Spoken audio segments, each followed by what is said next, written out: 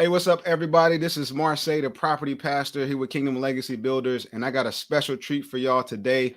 I got my man Deontay Posley, aka the Roommate Investor, who's come on the channel today to just talk a little bit about his experience, tell us about his whole journey. He's here in the 757 with me, and one of my goals this year was to bring more people onto the channel to actually show you guys what it's like, to show you what this journey is all about, share the struggles, share the wins, share the L's, all of that stuff. So I'm excited to have him on.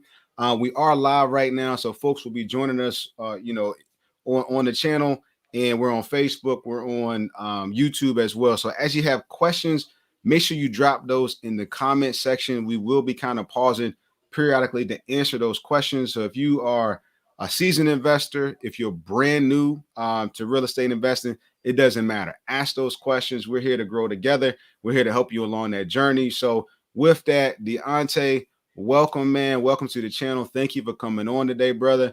And why don't you just quickly introduce yourself before we jump into the interview questions? Yeah. First off, thank you for having me. My name is Deontay. I graduated from Norfolk State University with a computer science degree. I joined real estate in the 2015, 2016 timeframe. I was in a network marketing company. I was pretty successful within my first 6 months. I was around a lot of successful people. And one day, someone was talking about real estate and they brought up a book called Rich Dad, Poor Dad. So I read the book. I just got super excited. I quit the network marketing company and I just, started reading books every day, while I was at work on the job, reading real estate books, going on YouTube, going to meetings and meeting different people in real estate.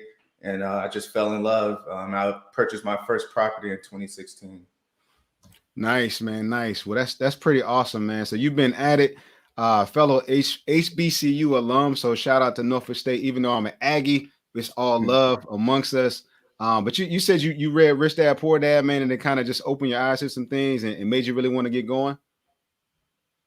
Yes. So usually that's the first book anyone would read, who's interested in real estate. That's the first book they run into.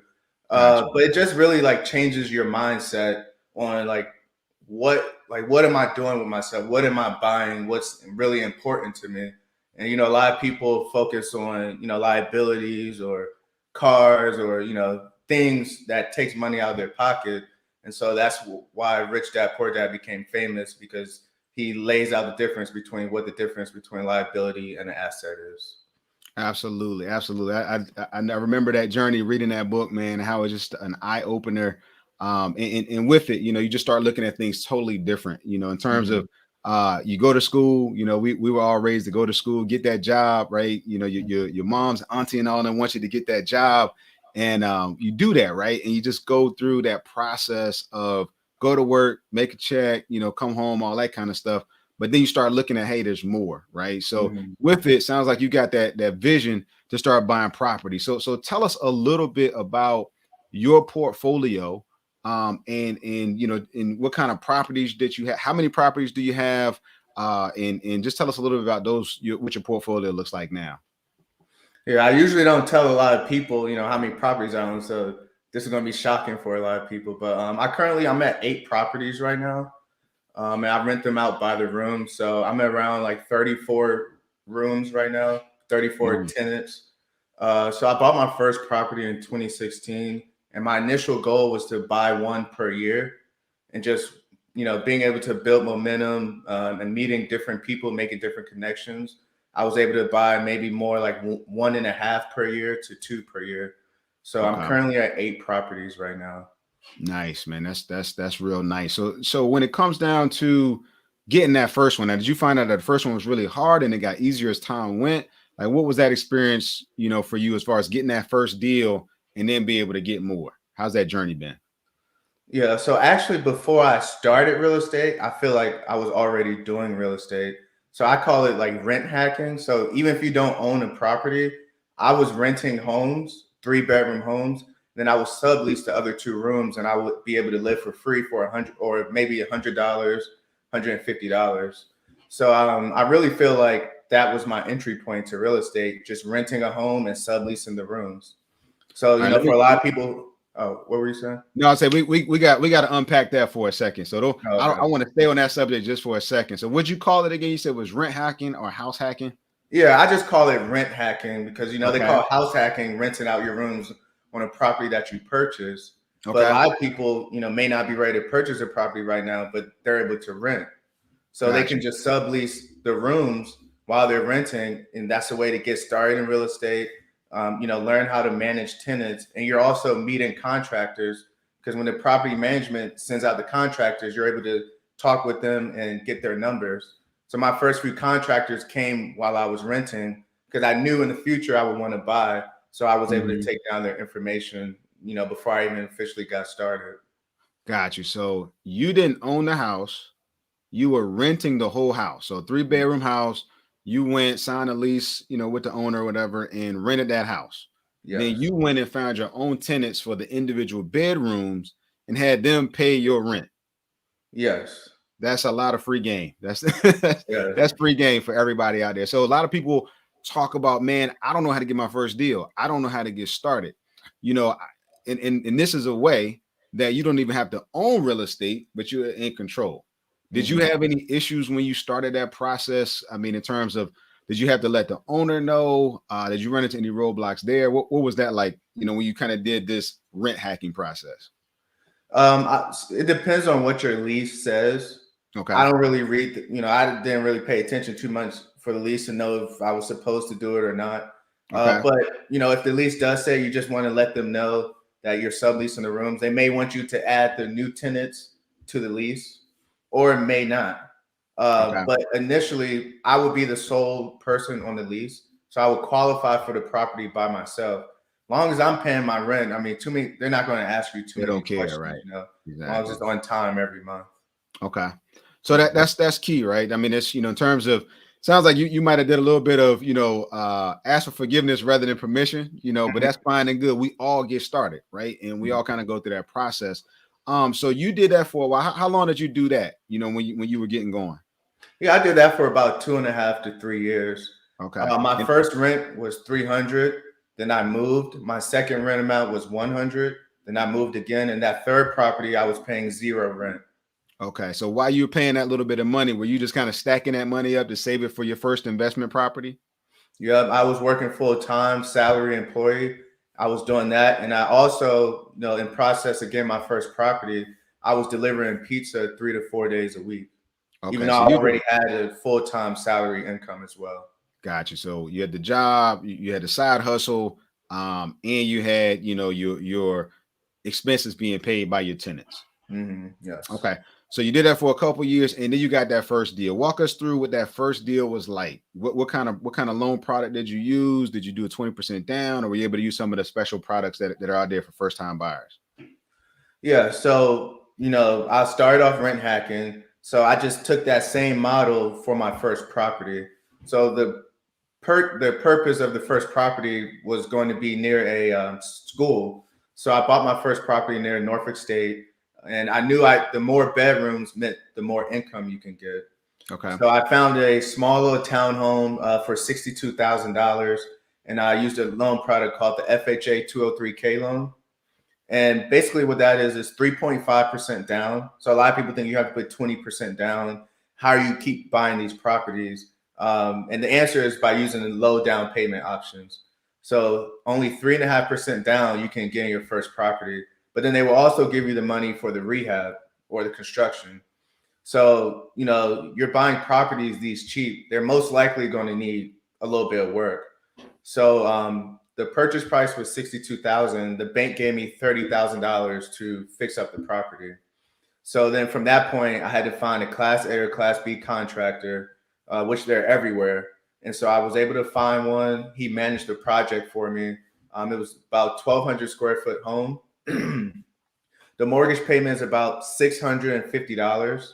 And I currently have 4 tenants in there. I converted from a 3-bedroom to a 4-bedroom, Okay. and they're paying about $1,900. Nice, nice. And then, so how would you say, what do your typical net cash flow look like on these type of properties?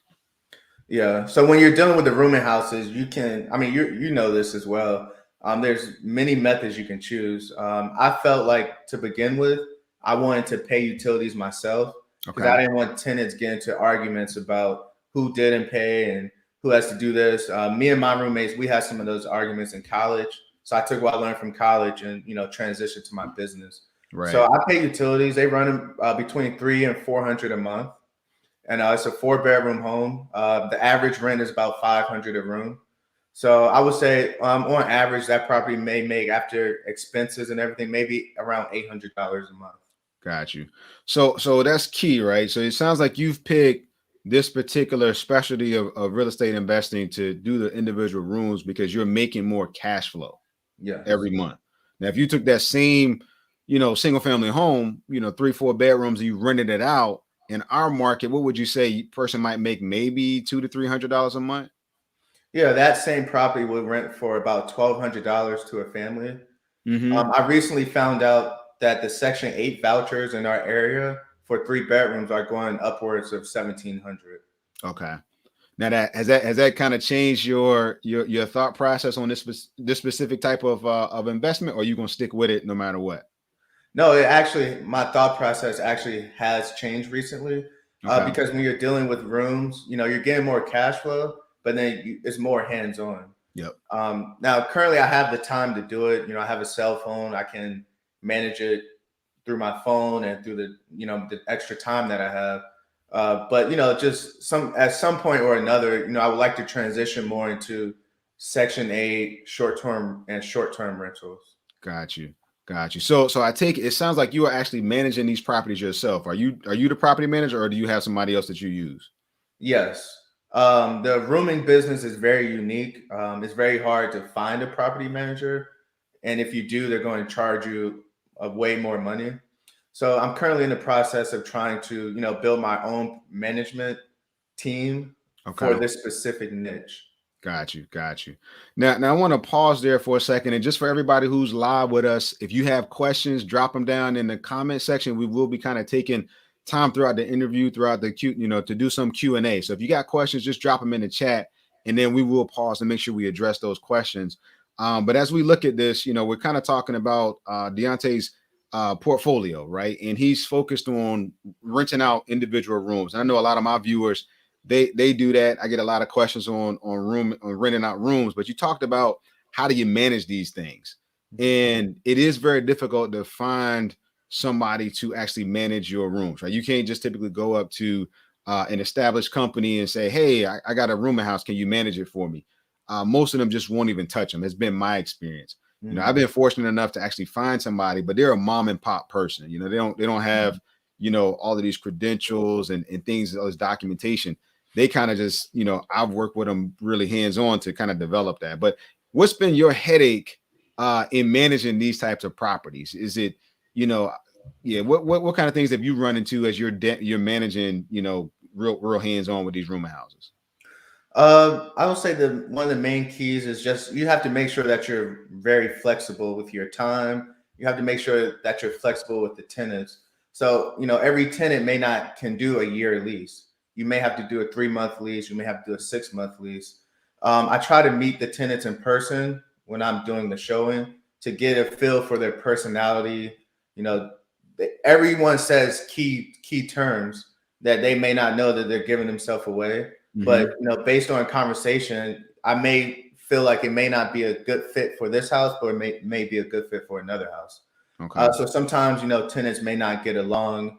Also, you have multiple. If there's an issue, you may have multiple tenants texting you about the same thing.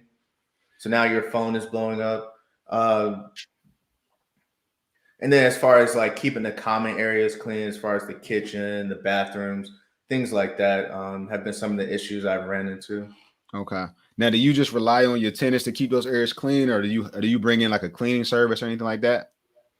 Yeah, so I have about 3 or 4 cleaning services, and I usually only them in upon request, Okay. or if I'm inspecting the property and I see that it's needed.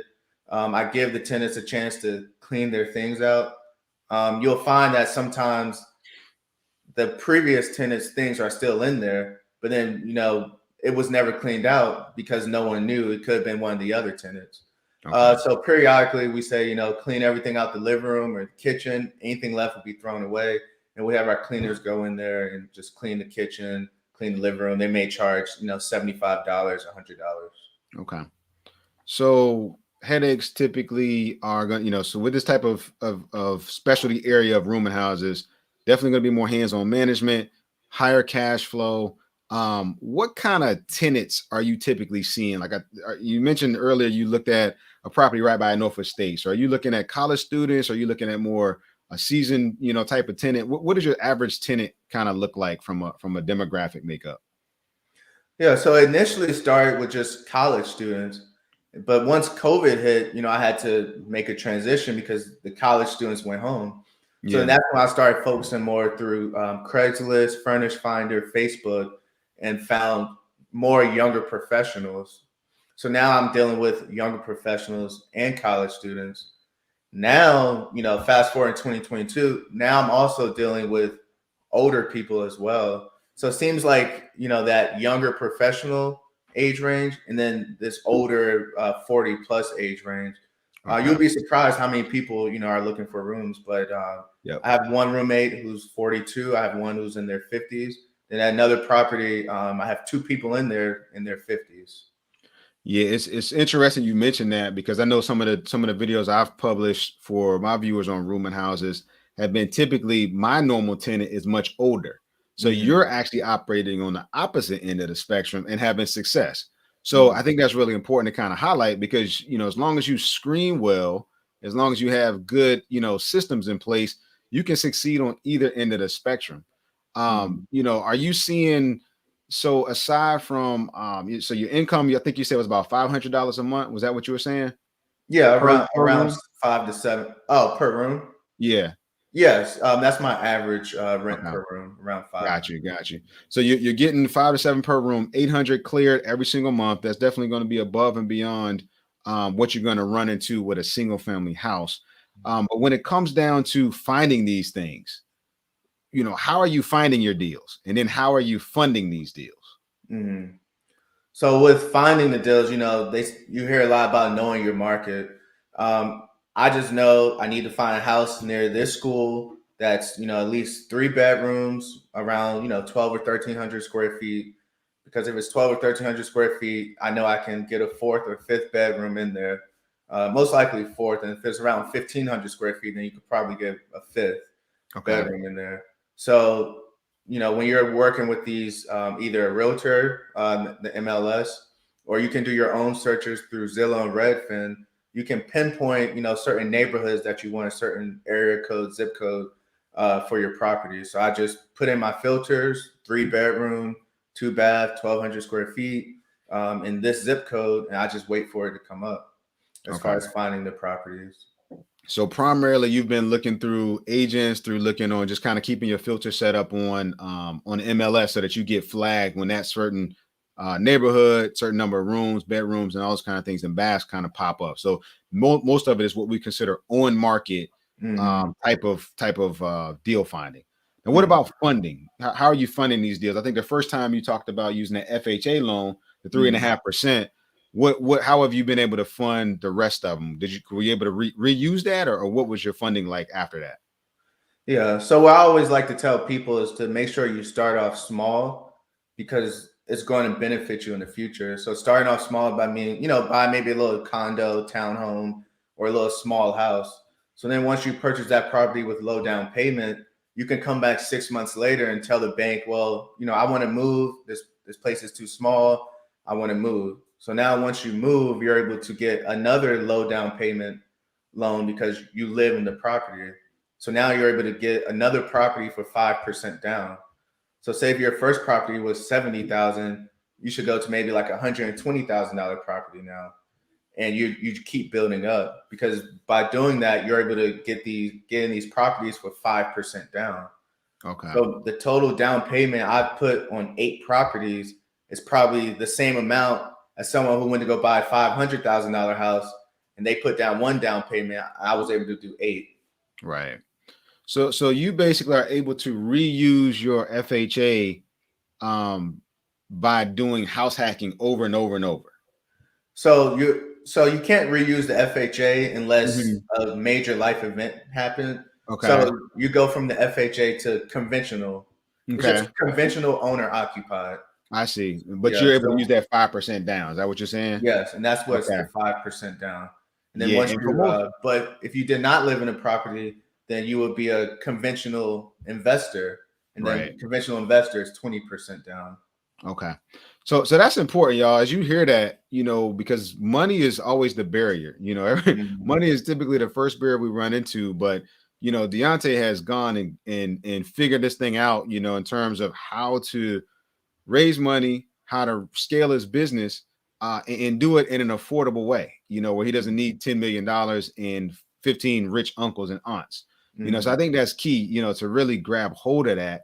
As you look into it, what kind of obstacles, man, have you really run into in terms of just growing this thing out to where you're trying to go? What obstacles have you seen so far?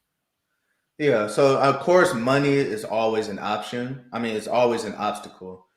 So one way, to get around that is to, I've used business credit before. Okay. I personally guarantee it, and the only thing you need for that is an LLC.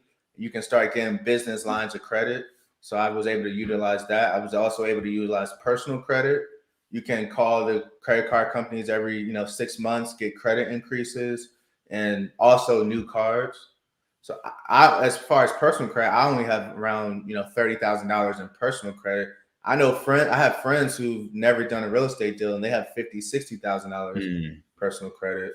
So long as you're a good steward of your money, your credit can be an option as well. Hmm. Um, some other obstacles, the banks. Sometimes you have to write a lot of letters to the bank stating why you want to move. And eventually, moving year to year, they're going to catch on. It's legal, but Hmm. they will stop you at some point. But by me strictly focusing on real estate and not, falling into trying 10 different things. Now I have people seeing what I'm doing. So now I get money from other people called private money as well.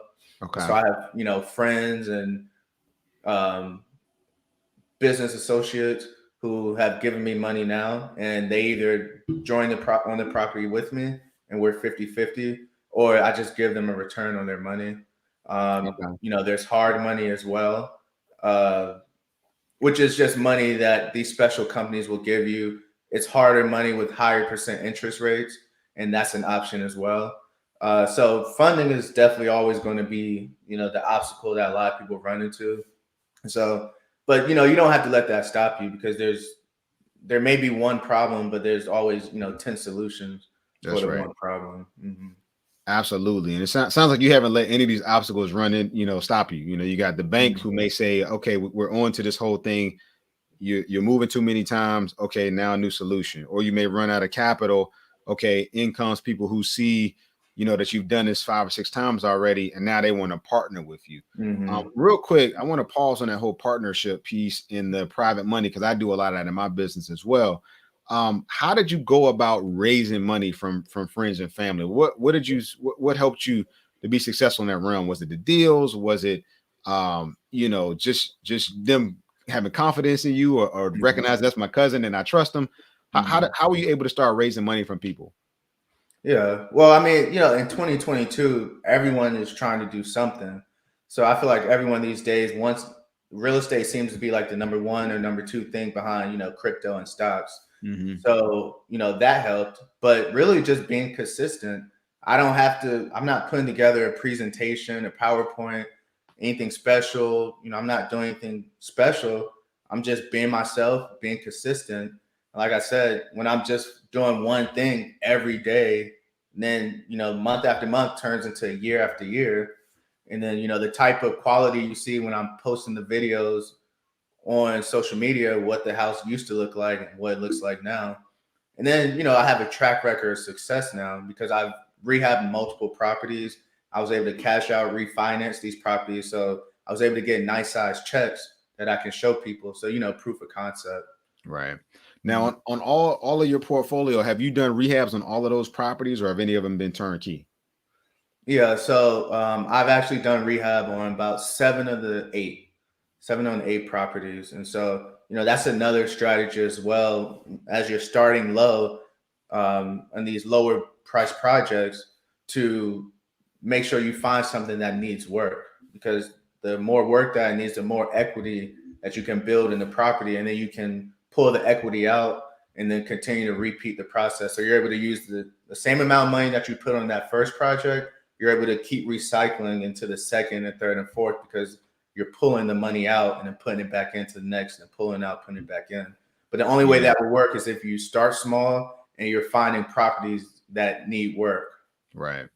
Have you run into any times where you've, and for those who maybe have never heard that term, we call that BRRRR, right? The BRRRR method, basically buy, rehab, rent, refinance, and then repeat. Have you ever had an instance where you've been able to pull more money out than you pulled in? Did you put in before? Yes, yes. I got a couple of houses for free. I got a couple of houses I may have initially put down maybe 8,000, and I may have got 6,000 back, once all expenses and everything is done. So I may have only ended up with 2,000 in Right. at the end of the deal. And Yeah. I So, got a few houses I like to say I got for free, because the yeah. same money I put in, I was able to get back. And that's critical, y'all. As you hear that, $2,000. I mean, with knowledge, with the right people in your corner, with experience, $2,000 can get you a house, an asset, right? That can create generational wealth for you, your children, people to come, right? It just, those things are important, because a lot of times we stop at a barrier, but I think it's really critical. I wanted to make sure we highlighted that to everybody. When you look at doing these type of projects where you're doing rehabs, man, when it comes down to it, the money you get back is actually tax-free money, and then you can use it for a whole nother deal to keep on growing your business. So that's big, man, and that's really important. So I'm really glad to hear that from you. Yeah, What would you say has attributed to your success, man? You've been doing this thing for a while. Obviously, you know what you're doing. You're growing here in the 757. What kind of things would you say really attributed to you being successful so far? I would say one of the major things is just other people. You know, I was going to meetings, meetup groups every week, every other week. I would stop at investor projects I see going on, just go walk in, ask questions. I like how everyone is willing to help you. You just have to ask, and apply what they tell you. So don't just ask and then don't do anything, and then 3 months later ask the same type of questions again.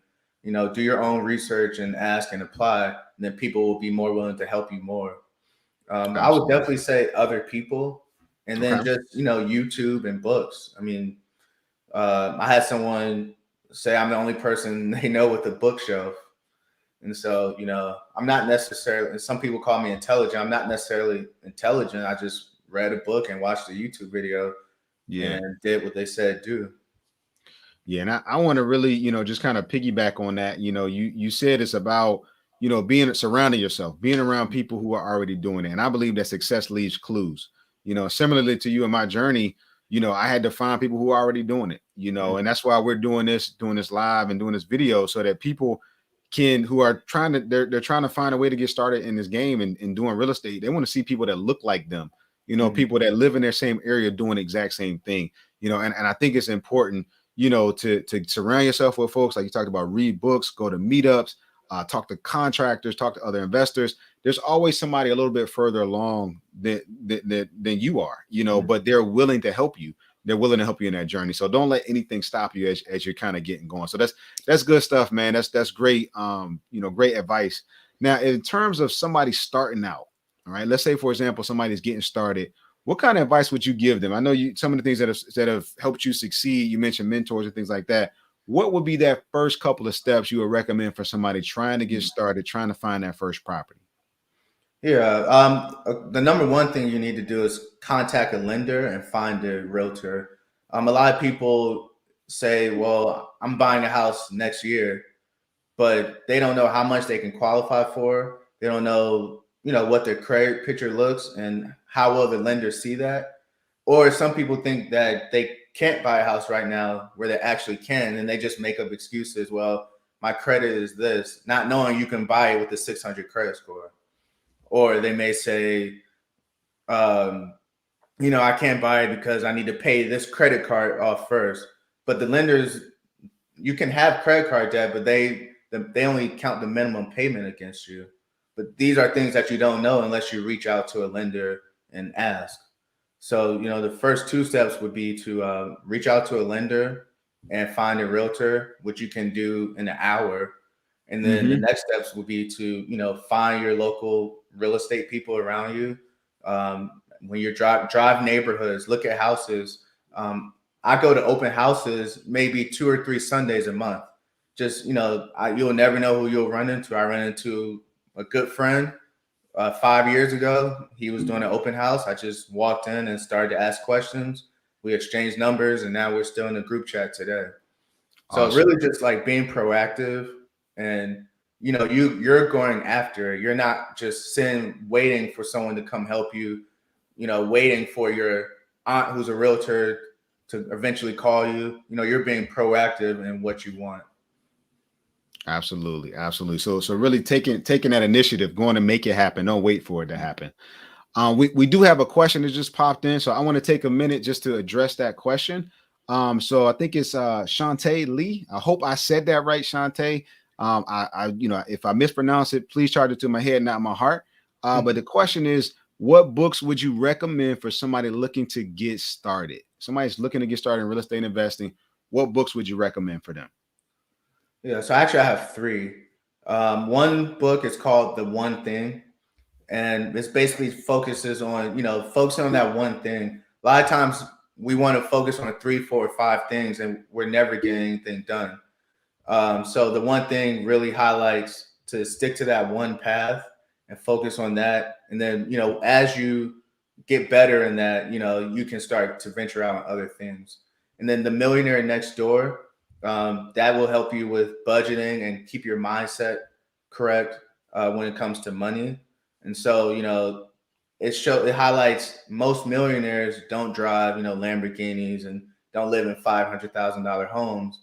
But that's all we see on TV, so that's what we think. So then we're constantly trying to keep up with the Joneses with all this nice stuff, but then now we're just accumulating more and more debt. So that book is called The Millionaire Next Door, and then of course Rich Dad Poor Dad. It doesn't go into necessarily the technicalities of the day to day of real estate, but it'll reframe your mind as to how to think when it comes to real estate and when it comes to what an asset versus liability is. Excellent, excellent, great recommendations. And it's you talked about. I think you mentioned somebody said to you, you're the only person that they know that has a bookshelf or a Mm-hmm. bookcase. It's important that you read, right? And constantly grow that skill set, constantly grow that mindset. Keep feeding, keep learning, keep growing. I can't remember. There's uh, I was listening to somebody the other day, and they said in our cars, right, we got 15-minute commute on average. So if Mm-hmm. you download Audible, that's 30 minutes that you can be reading or hearing a book every single day. I think they Mm-hmm. equated that to like almost taking 2 semesters of college a year, which is just mind blowing, right? But taking advantage of that, that's critical. That's important. So great stuff, great recommendations on the book side. What about your tools, man? I know you talked about using Zillow, using Redfin. What are some of the tools? I think you mentioned that before you got started, before you bought that first deal, you took some time to research. You took some time to prepare yourself. What was that process like? What kind of tools that you use? I know you mentioned going to meetups and things like that, but what are some of the tools that you use to help you to find the right deal, to analyze it, and to get ready to go? Mm-hmm. Yeah, I don't use many tools besides Zillow and Redfin, but biggerpockets.com. If you go on Bigger Pockets, anything you want to know is there. I met another good friend, Akeem, which is how I was able to connect with you. We met through Bigger Pockets 4 years ago. And they also have calculators that you can go play around with, just so you can start to, because everyone said run the numbers, but someone new don't know what that means. So if you go in Bigger Pockets and click the calculators, you can start to play around to see what you should be looking for. Property taxes, maintenance expenses, capital expenditures, things like that. So besides those are the only tools that I use, really. Mm-hmm. Excellent. Well, I want to touch on that bigger pockets piece for a second because it's funny. Bigger pockets is a great resource. It's absolutely free. I'm not getting paid to say that, but I'm saying that because it helped me a lot. And in it, right, actually, one of my mentors is I just saw him up on the chat. Chris, what's up, Chris? Chris Haskins is just jumped in for a second, but I met him through Bigger Pockets. I found out that he was right here local in the 757. I sent him a message. I said, hey man, I'm trying to start in real estate investing. I would love just a chance to meet you. I want to add value, right? I want to learn in the process. And me and him have been able to connect. He's been a mentor to me for a couple years now, and me and him just did a deal together, right? So it's important to network. It's important to make contact with people. Bigger Pockets is really good, and there's also a ton of local resources for you guys as well. So the local REIA groups, they're important. REIA is the Real Estate Investor Association groups. Those are critical. Being on Facebook groups, tuning into videos like this, they're going to help you. They're going to help you. And the thing I love about them is they're absolutely free, right? We're in an information age, and it's absolutely free. So when it comes down to 2022, it's hard to believe we're in 2022, man. But what does 2022 hold for you? I know you've been using this model. I think you talked about trying to get into some short-term stuff and maybe some Section 8 stuff as well. What are your goals for 2022? And so what are you looking at doing this year? How are you challenging and pushing yourself to grow? Yeah. Before I get to that, I don't know if I ever told you the story, but I did run into Chris at a appliance store maybe like 2 years ago. He probably doesn't remember me. And so I kind of like looked up to him on YouTube, and then I ran into him, at the appliance store. But, that's another benefit of real estate because you're starting to make connections of like-minded people. And just by me meeting him and talking to him, that might have motivated me those next 3 months to reminded me to stay on my path and stay on what I'm doing. And so that's one thing I really enjoy about real estate is the connections that you make. I would have never met you. And then some of the contractors I met, they're from different countries. I'm able to talk with them and, we laugh and joke around as well. So, and then your realtors, y'all may become friends as well. So the real estate connections are a great asset. And so for 2022, I'm currently sitting in my latest property, and I have a unit out back for storage. It's 450 square feet. So instead of having to go through a process of buying a whole new property, I would like to convert that into a dwelling unit, so someone could live in a studio apartment. So that's my most immediate goal. Now I'm also sticking with my same goal of buying at least one property per year. Now, someone getting started, you don't have to think that far down the road. Oh, how am I going to buy one property per year? Or I don't want to manage all those properties. For someone new, just focus on that first one and focus on the next one, and just go there and see how you like it. So yeah, I'll be converting my dwelling unit into a studio apartment, and then I'll be buying another property, sticking to the process. And now I'm starting to work with a lot of other people who are similar to myself.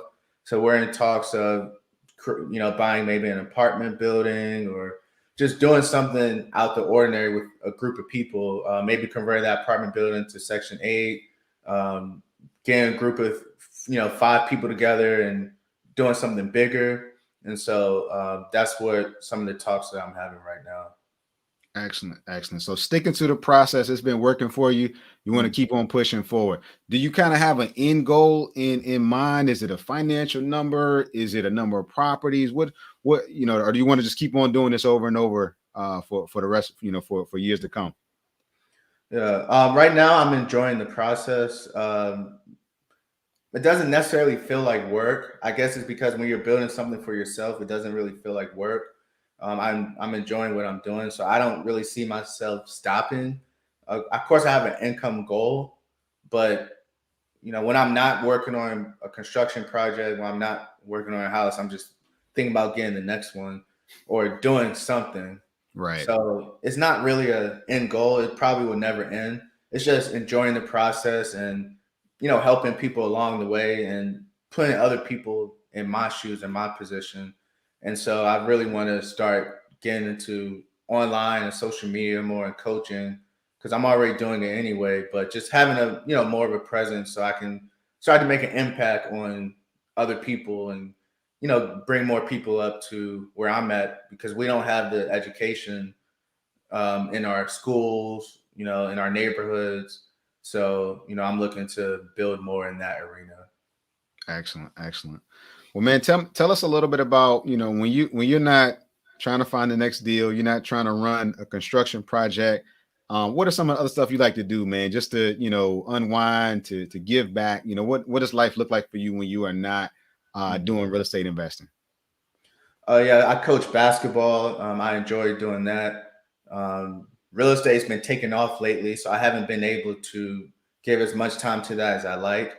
But if I'm able to transition from my job, I'll be able to do that more. I like to work out. I do CrossFit, and something new I've been doing has been traveling.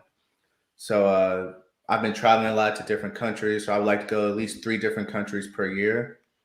What I always tell people when they say they don't like roommates, they don't want to have roommates, I tell them, well, if they like, most people like to travel. So if you have a roommate paying you $500, $600 a month, they're pretty much paying for your travel every other month.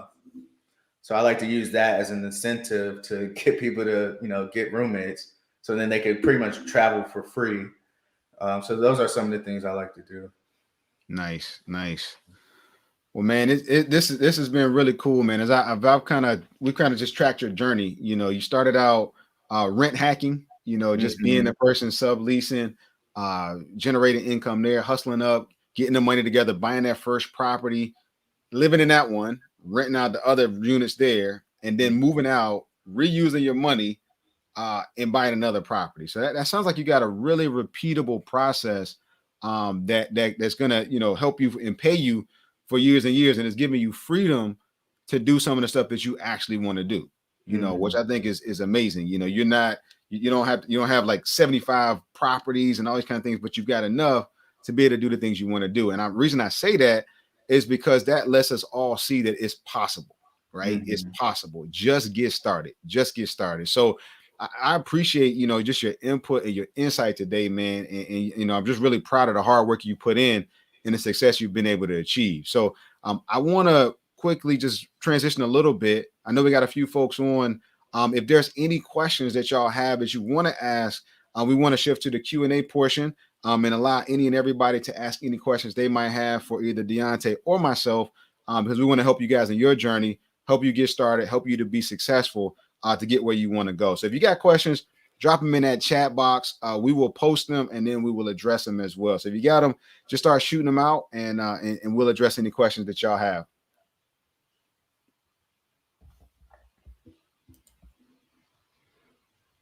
And while we give everybody a second to be thinking about the questions that they have, and start dropping those in quickly, Deontay, tell us where people can find you. Drop your handles. You can put them in the chat box or just shout them out, because people that want to follow you, we want to make sure they're able to connect to you on all social media channels and things like that. So tell us how we can actually find you as well on social media. Yeah, my personal social media is the_engineer13. And then the social media where I'm going to start doing my real estate coaching is theroommateinvestor.com or the roommate investor on Instagram and YouTube. Yeah. And another thing I wanted to mention was, just because I'm doing rooming houses, someone who's interested, this might not be the path that they want to take. They may be, too busy at their job. They may have a family, so they may not want to be so hands-on. But that's the great thing about real estate. There's so many avenues that you can take. You can even buy a house that's already fixed up, has a tenant and property management in place. So depending on where you are in your life, real estate can meet you there. Absolutely, absolutely. There's a whole host of ways to get started in real estate. There's all different avenues you can do. You can do short-term rentals. As y'all see, you can do rooming houses, you can do single-family homes, you can do multifamily, you can do Section 8, you can do lease options, subject to. You got all hosts. You can flip properties, right? You can wholesale. There is no limit to what you can do. It's just a matter of getting your feet in there and trying it out, right? Try it out, find what fits, and keep on going, keep on grinding. So just taking a look here, I haven't seen any new questions pop in other than ones we had earlier. I So have we're gonna one. go ahead and wrap up here unless anybody wants to jump in with any last second ones. But I have one do question. go ahead. Someone from Instagram said, "Do you do group investing or solo investing?" I guess we could both answer that question if you want to go Okay. first. Yeah. Yeah, so in terms of so most of my portfolio has been solo investing, even though this year I've just done my first I won't say group investment, I'll say partnership. So this Mhm. year I'm doing two different partnership deals. One of them is basically I'm buying a duplex with a friend of mine who basically he was kind of on the fence about doing private lending or what I call equity investing. So he said, "Hey, I see where you're going with this. I don't have the knowledge, but I do have some money I can invest."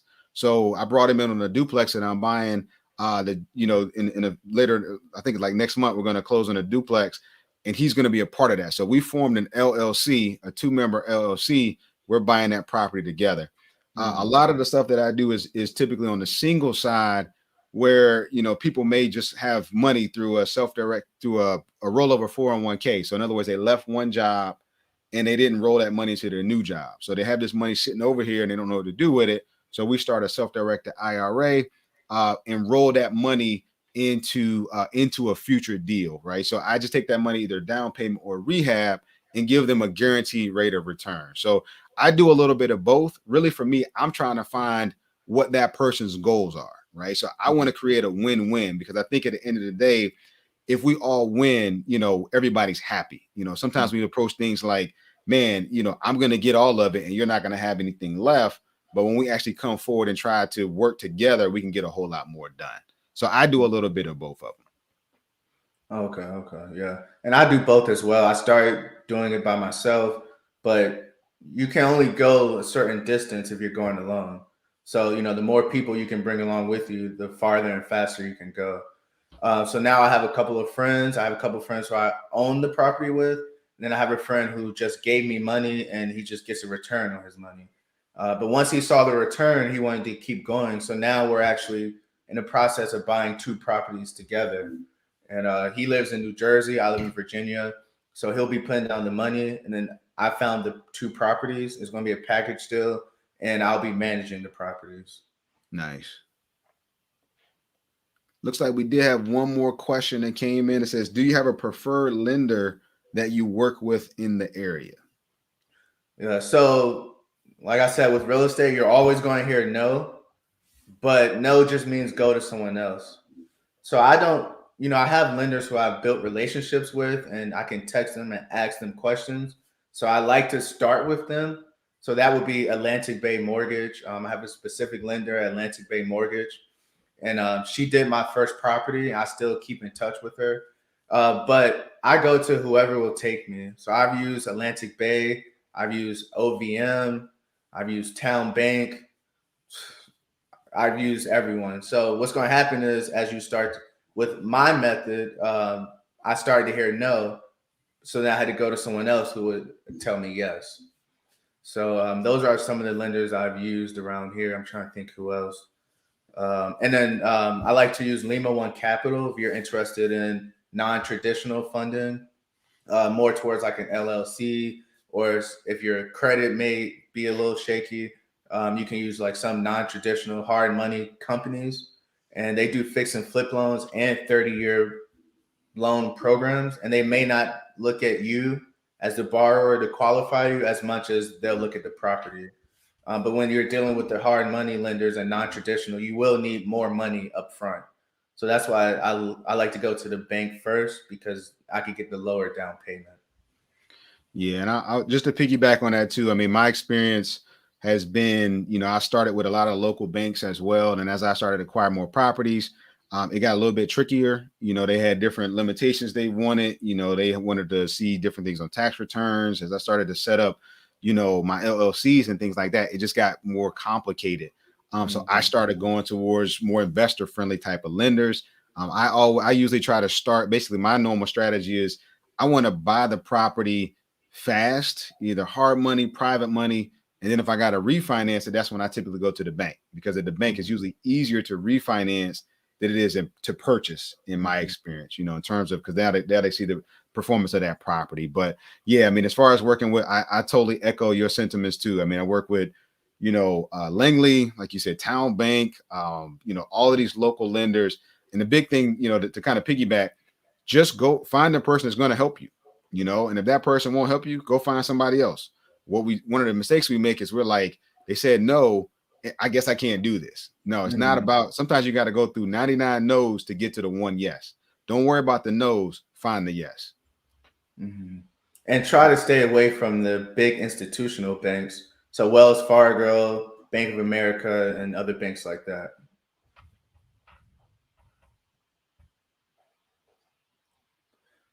They said, do you plan on doing out of state deals? Would you like to take that one? Yeah, so I go where deals are, and it really depends on systems. I mean, I actually bought a property last year in Moyock, North Carolina. So I live in Hampton, Oh. but I bought a property in Moyock, which is not a big city, and I've never even seen the house. I mean, I've Mhm. never stepped foot in this house before, but I went and I hired property management. I got the things that I needed, and I said, hey, the deal is there, the numbers are there. And just to put it in perspective, I bought this property. I think I paid like 82 for it. Mhm. And then when I appraised it to refinance it, it appraised for 192. Mhm. So we talk about getting free properties. That's, I got paid to get that property. You know what I'm saying? So Mhm. I do out of state deals. I am looking at doing short term rentals similar to you, Deontay, down in Blue Ridge, Georgia. So I'm looking at doing a big short term deal down there for a vacation rental as well. So I think it's really just a matter of starting where you're comfortable, finding your process, and then stepping out. Step out of your comfort zone, stretch yourself, set goals. Find out who. Don't worry so much about how. Partner Mhm. with people, find people who've already done it. So find your mentor. And keep watching videos, keep subscribing to people putting out content, learn, and grow. But yeah, I definitely do out of state deals for sure. Can you now I'm interviewing you. Can you elaborate on what you meant? I understand what you meant, but I'm not sure if they do. What you meant about who, not how. All right, so there's a book that I read last year called Who Not How. It's by a guy named Dan Sullivan. And that whole concept basically talks about there are things that we are not that good at. And a lot of times we kind of look at the things that we're not good at and we're like, okay, well, I guess that's not for me. Well, what who not how says, well, there is somebody who is good at it. I need Mhm. to align with that person who is good at it. So for example, I talked about doing short-term rentals. I have Mhm. no experience in doing short-term rentals. And I'm looking at a property in Blue Ridge, Georgia. Terrifying, right? It's totally out of state investing, totally remote investing. But then I was talking to one of my mentors, and he's doing short-term rentals here in Hampton. Now, I work a W-2 job. I'm a pastor. I don't have a lot of time to manage a short-term rental, but me and him put together a deal where we're doing something called arbitrage, where Mhm. basically, kind of like you, he's going to rent the property from me, give me guaranteed money every month, and then he's going to rent it out to people for Airbnb. So in Mhm. that time, I'm going to be learning Airbnb, right? Mhm. So that whole who not how is just that, right? So if I'm terrible at analyzing, right, let me find somebody who's good at analyzing deals. If I'm Mhm. terrible at negotiating, let me find somebody who's good at that. If I suck at bookkeeping, let me find somebody who's good at that, right? Just like you in the back, right? Your backdrop says they're roommate investor, Mhm. right? You're probably not an artist that's really good at that, but you went and Mhm. you found somebody who was good at it. That Mhm. is who not how. Okay. And I had something to piggyback off what someone said earlier about partnering. When you do partner, I would say first try to get your own property by yourself, because if you use the FHA loan and two people partner to get that same loan, now you've exhausted your FHA. So if each person does the FHA loan first, now y'all are able to get two properties separate of each other. And then if you do a joint deal together, now you have three properties. But you can only use the FHA one time. So if you partner with someone, y'all both take that FHA loan, it shows on both of your credit profiles now. So neither of you all can use the FHA loan again. So always go separate. Same thing if you're married, if you're thinking about getting married or engaged, buy properties separate first, your first couple, because the banks won't count you all together. They will count it separate. So now you're able to pretty much double the amount of properties that you can get. Yeah, that's big. That's big. A lot of folks, getting ready to get married are like, yeah, let's combine our resources. But yeah, if you can do it separate, now you just created two assets instead of just one. So that's free game, y'all. And take that for sure. If you're at that age, you're getting ready to get married, definitely. I wish I would have done that years ago when I got married. That's one of the reasons that I love talking, Deontay, to yourself and some of the young brothers in the area, because you guys are like 10, 15 years ahead of where I was, but getting it at a young age, you're setting up a foundation that's gonna reap rewards for years to come, man. That's awesome. That's awesome. So then What? if someone says, well, I can't qualify for this type of property by myself, that lets you know the property is too expensive. Yeah. So now now they'll say, well, we can do it together. So now you're going against, what the bank is telling you just because you want this high priced property. So, when you're applying for credit and some of these different type of loans, if the bank's not giving it to you, then most likely you probably should stay away from something that expensive, because they're not giving it to you for a reason. That doesn't mean go find another loophole to, get something up here when you could just get your first property or asset down here. Good stuff. Good stuff. Good stuff. Did you have any more questions on your side? So I don't see any more in the chat here, but we want to make sure everybody gets a chance to ask whatever questions that they have. What's your biggest hurdle doing real estate? That one for me? We'll both answer. You want to go first? Answer. Yeah, I guess you kind of went in earlier. Man, I'd say the biggest hurdle is probably the ups and downs that I run into. So, for one thing, it was getting started. But then once I got started, it was really just the ups and downs, right? And what I mean by that is, I might win a deal on Monday and I'm excited, right? So this week, for example, I did a direct mail campaign, sent out mailers and people started calling me back. And the guy basically said, hey, I got two houses that I want to sell you for $16,000. And I was like, how many? Two houses for 16 grand? I was like, yeah, sign me up, just super excited, right? Because you just don't get that kind of deal every day. Mm-hmm. But then the next day, a refi that I was working on ran into all sorts of headaches and hiccups. And then I got a call from my property manager about things going on with this property over here.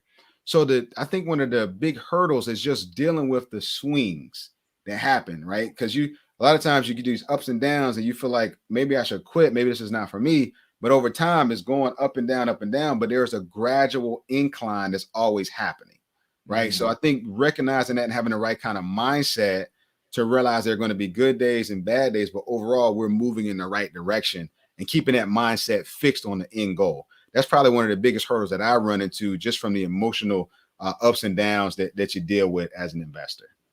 Mm-hmm. Okay. One of mine I would say is, when I first got started, working a part-time job while working a full-time job and maintaining, the frugal lifestyle and not going out when everyone else is going out. And when you do that over 6 months to a year, it starts to like weigh down on you sometimes. But then once I was able to see the progress, it was easy for me to do it. But, those first 6 months, 2 years, it's almost, it could be daunting. It's like, well, I want to do this. I want to do this. Now, I'm starting to open up and I'm traveling and doing all this stuff, but that's not what I was doing, my first 3 years. Right. So you mean to tell me when you bought that first property, you weren't able to retire? You didn't go to the bank like I'm rolling big? No, I kept my head down and kept going. Yeah, then, it's a marathon, and really just to help everybody see that it is definitely a marathon. Most of us are not going to get rich off of one deal. It's going to take several of them. So that's a key thing to make sure we highlight too. We got one more question that I see that popped up. It says, how do you take advantage of tax deductions as an investor? So basically, you just want to get a CPA. I'm not a CPA, but you can get a CPA. And I always tell people to get it when you get your first property or before you get your first property, I had my mom doing my taxes when I got that first property, and everything was done wrong. So I just found his local CPA, lives 10 minutes from me, and basically he was able to just structure the real estate the way it's supposed to be. And then once that happens, then you're able to deduct some of your rental income against your W-2 income. And now the more properties you get, pretty much the more tax gains that you're going to get, and the more you'll be able to deduct money from your W-2 income, lower your tax bracket, and just get more money back year after year. But that's all done through an accountant. So that goes back to what you were saying: who, not how. Who, not how. Yep. So Yeah, to answer your question, I don't know how to take advantage of tax deductions, but my accountant does. That's right. Yeah, look, one of the better folks that I know that spits a lot of free game is Akeem Jones. Akeem is really good. He is a CPA. And one of the things that just to try to elaborate a little bit on it for sure is who, not how. But it's one of the beautiful parts about being a real estate investor is you do get to deduct a lot of stuff, right? The building itself, you get to deduct that through depreciation. Then on top of that, you get all of your expenses, right? So your expenses, when I go and I buy a subscription to XYZ or I buy materials, all those things, they get deducted, right? So you want to get linked in with a good CPA, right? Who's going to help you to know and maximize all of your deductions, even mileage, right? Mileage, meals, all of that stuff. You want to have a good CPA on your team, right? And that's one of the things we talk about who, not how, is build a strong team. You got contractors, you got agents, you got your CPAs, right? You got mentors. You want to build a team. And the best way to do that is through networking and adding value to people as you asking for their help, for sure. So hopefully that answered your question, at least pointed you in the right direction. And then as you start to build up, I would say always know what your plan is going to be 6 months to 2 years in the future, because there may be one year where you don't want to take advantage of certain tax deductions because you still need to qualify for a property the next year. So you always need to know what your plan is ahead. I actually just called Akeem yesterday, tell him what I'm doing this year, and ask him, which route should I take. So sometimes you may want to maximize your deductions, but if you maximize your deductions, you're going to be denied by certain banks now because the income on your taxes looks less than what you actually made. So you need to make sure you know what your plan is 6 months to 2 years in advance. Oh, so that goes back to what I was just saying. You could probably elaborate a little on this more. One of the main things I know is you have your maintenance expenses, and then you have, so maintenance expense may be you call a plumber over to fix something, fix a door, you buy a new toilet, things like that. Those are one time. Those are like maintenance expenses ongoing. But then you have your larger expenses, which are expenses to the actual home. So say like a roof, or say like a whole wall or something needed to be repaired. And those are different categories. So if you're, and again, refer to your CPA. So if you have to repair a roof, that's a one-time, say $10,000 expense, but the bank will recapture that for you. So they won't count the $10,000 against you because they know that that's a one-time thing and that won't happen again for the next 20 years. But if you have that same $10,000 expense as a maintenance item, the bank is looking at that as, well, this could happen every year. So when that $10,000 expense hits, they're going to count that against you. So that, say you made $20,000, they're going to say you only made $10,000. But if that same $10,000 expense was a roof or something major to the home, the bank can recapture that $10,000 and it'll show your income as $20,000. And you can confirm with the CPA with that answer as well. But that's one of the main differences in between qualifying and not qualifying when you're dealing with the taxes and the lenders.